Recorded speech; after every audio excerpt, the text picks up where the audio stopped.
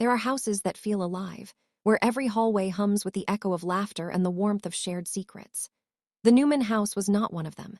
It looked perfect from the outside, lawns manicured, windows gleaming, the kind of home people assume contains nothing but love and safety. But inside, the air was thick with silence. Not the peaceful kind, but the heavy kind, the kind that presses against your ribs and makes every breath feel like an act of courage. Nell Newman, a child who grew up under the shadow of a famous father and a revered mother, learned early that some truths were too dangerous to name. She learned that love could be a performance, and that the truth could be more painful than any lie. Nell's earliest memories were filled with costumes and cameras. She saw her parents as icons, the kind of couple whose love seemed written into the fabric of Hollywood itself. Yet there was always a distance between them, a coldness that never quite thawed. She watched her mother move through the house like a ghost, graceful but empty. Her father was often gone, not just physically, but emotionally. When he returned, he was different, like a man carrying a secret too heavy to share. Nell thought her family was normal because she didn't know any other way. She thought the silence was simply the way adults behaved.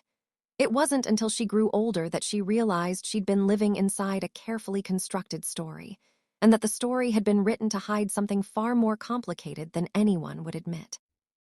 One morning, when Nell was still young, she saw her mother's face in a way she never had before, raw, broken, and exhausted. Joanne Woodward was washing dishes, her hands trembling slightly when Nell reached out to touch her. "Are you sad?" she asked, not knowing how heavy those words would become. Joanne flinched as if the question had burned her. She pulled away and stared at the sink, silent. Nell didn't understand then, but she would later. She would understand that her mother's sadness wasn't something that could be comforted with a hug. It was something that lived inside her, like a wound that never fully healed. It was something that made her afraid of being seen. And it was something her mother had learned to hide from the world, even from her own children. Paul Newman was a man who seemed to belong to everyone and no one. He had a face that made people trust him, a voice that could soften the hardest room. But at home, he was not the warm presence the world imagined. He left early in the morning and returned late, sometimes after days away. When he came back, he didn't speak. He didn't share. He simply nodded and disappeared into his study. Nell would hear laughter from inside, low and warm, but never from her mother. The sound felt like a door closing. It felt like proof that her father belonged to someone else, even if no one would say it aloud. There was a night in 1972 when Nell heard the sound that would stay with her for decades, a wine glass shattering against the wall. She ran to the bedroom and found her mother on the floor, clutching the broken glass like it was a piece of her own heart. Joanne was whispering over and over, "You lied again. You lied again." Nell didn't understand what her mother meant, but she understood the pain. She understood that something in their family had been broken long ago, and that it had never been repaired. When Nell asked what her father had done, her mother looked at her with a kind of fear that made Nell feel small. "Not all men love women," she whispered, and the words struck Nell like a blade. Nell found a Polaroid tucked inside her father's wallet. It was a simple photo, two men on a beach, laughing, their arms around each other. But the way Paul looked at the other man was not friendly. It was tender. It was intimate.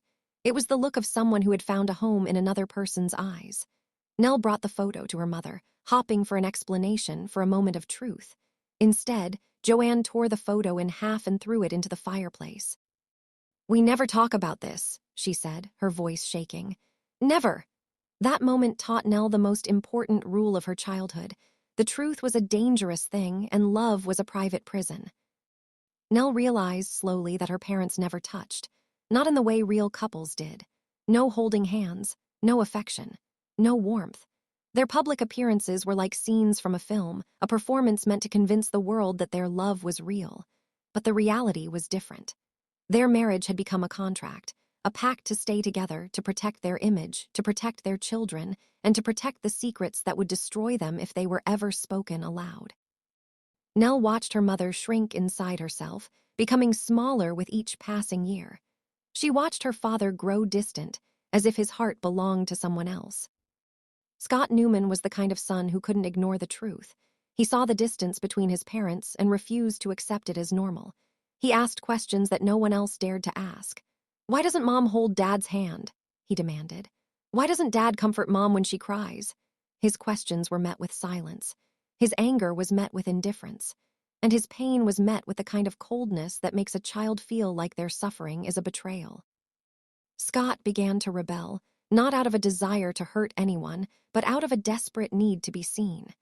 He wanted to know who his father really was, and he wanted his father to be honest. There was a party in high school when someone taunted Scott, suggesting his father might be gay. Scott's reaction was violent, but it wasn't just about the insult.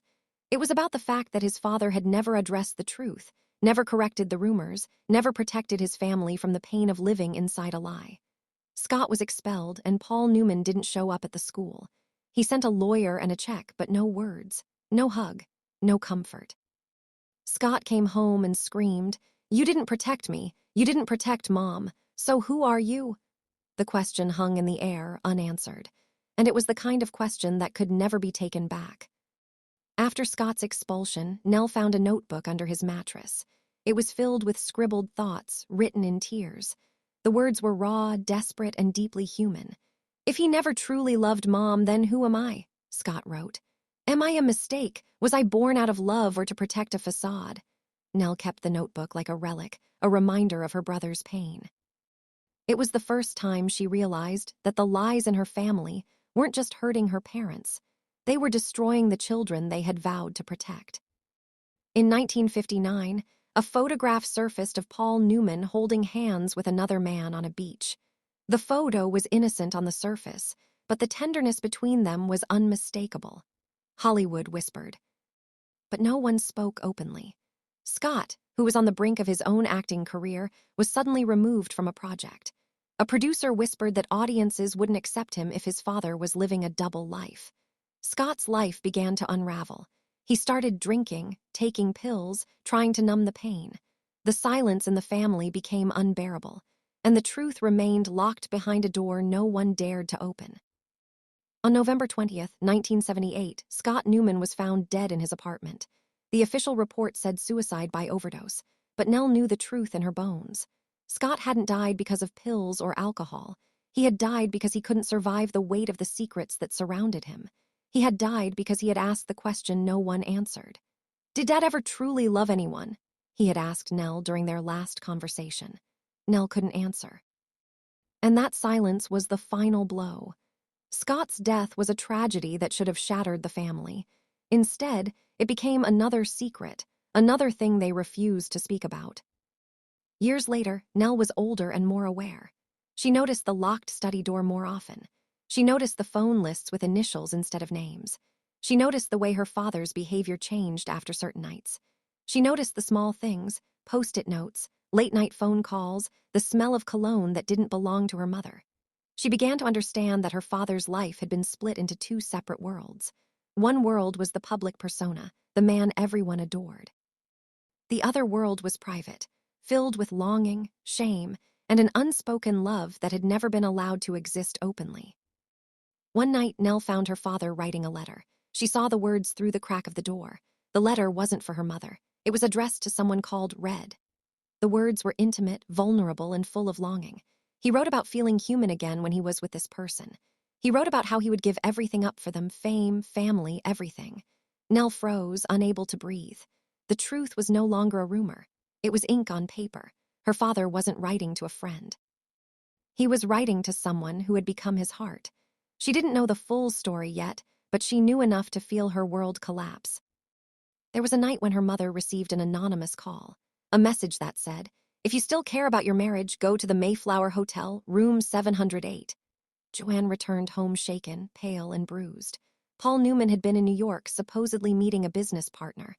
The partner was Robert Redford. No one knows what happened in that room, but the aftermath was undeniable. Joanne became distant. Paul began smoking again, something she had forced him to quit years before. He started acting like a man haunted, and the family began to fracture in ways that would never heal. Years later, Nell saw her father walking with Gore Vidal in a hotel lobby. They were not just friends. Their body language was intimate. Their closeness was unmistakable. Nell saw her father's face when he realized he'd been seen. It wasn't fear of being exposed. It was fear of being understood. Gore Vidal never publicly confirmed anything, but he never denied it either. His memoirs contained hints that seemed too specific to ignore. And Nell realized that her father had not been alone in his secret. There had been more than one man who held his heart, more than one love he could never admit. As Joanne Woodward aged, she began to forget everything. Alzheimer's stole her memories, erasing years of her life. She forgot her daughter's birthday. She forgot the faces of her children. She forgot the names of her own films. But there was one name she never forgot: Robert. Even in the haze of confusion, she whispered his name with a kind of reverence. Not Paul, not the children, not the life she had built, just Robert.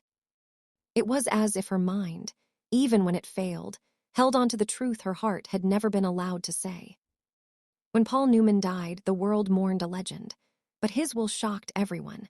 It left the bulk of his fortune to a mysterious man known only by initials. The family was effectively erased, pushed aside in the final act of a life built on secrets. For Nell, it was devastating, not just because of the money, but because it confirmed what she had always suspected. Her father had loved someone else. He had loved in silence. He had loved in secret. And in the end, he chose to protect that love even after he was gone. The world would never fully understand. The family would never fully heal.